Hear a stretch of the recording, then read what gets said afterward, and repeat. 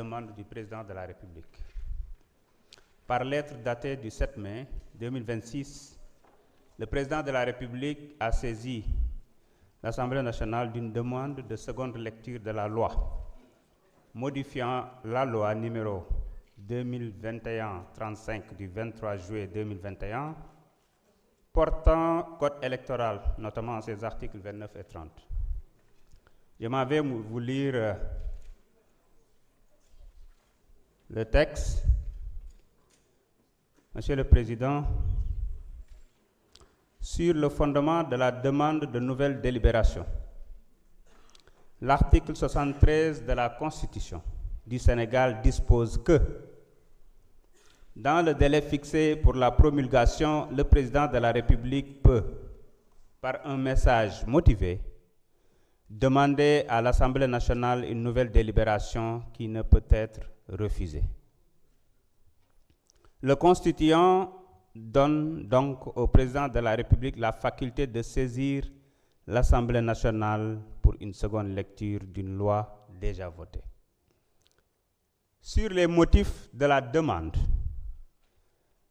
deux versions différentes du texte de loi adopté par l'Assemblée nationale en séance du 28 avril 2026 m'ont été transmises.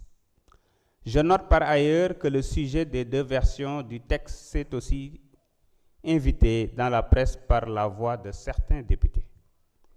Pour lever toute équivoque et garantir la conformité du texte à promulguer à la volonté réellement exprimée par votre auguste institution, et conformément aux dispositions de l'article 73 de la Constitution précitée, je soumets le texte de la loi, de loi à une nouvelle délibération. Veuillez, Monsieur le Président de l'Assemblée nationale, agréer l'expression de ma considération distinguée.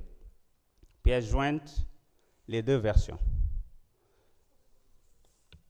Ce qui s'est passé, c'est après le vote de la loi, maanaam bi ñu voté ba pare ci même bés bi dañu yónnee texte bi pour promulgation wala boog pour mu suivre la procédure ñu yónnee ko primature ñoom it ñu jël ko yónnee ko président.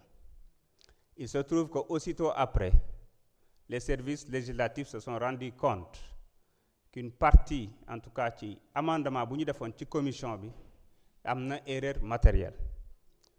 Nous déferaat la bonne version woo le conseil juridique du président expliquer ko mu ne ñu yónnee leen ñu boobu ñu détruire bi ñu yore su ko defee ñu considérer la bonne version. Ce qui a été fait, donc ñu yónnee ko. Moi personnellement j'en ai discuté avec le président ba mu reconnaître ko ne mu ngi xaar version boobu ñëw. Donc loolu mooy li nga xamante ne nii xew na ci. yamuñu ci woowaat nañu ministre conseil juridique parce que genre erreur yooyu yàgg na am ñoom dañuy envoyé ay projet de loi wala ay décret yoo xamante ne nii dañu koy xool gis ay erreur matérielle ñu contacter leen corriger def la bonne information wala parfois sax ñu def ay amendement gis ngeen fi loi bu fi ñëw def une quarantaine d'amendements. Donc c'est dans l'ordre normal des choses. Et ce qui a été retenu, c'est de considérer la bonne version, d'autant plus que ben bordereau d'envoi là à la même date. Mais ce qu'on a noté, c'est que de tenir compte de deux versions et ci base boobu la waxee ne day demander seconde lecture.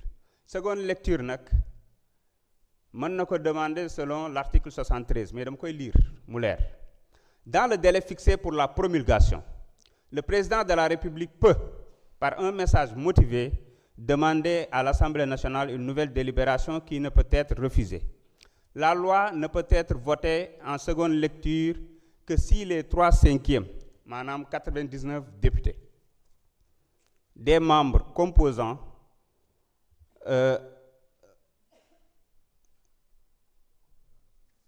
l'Assemblée nationale se sont prononcés en faveur. Mais mënoo ko def avant tant que délai de recours bi jeexul.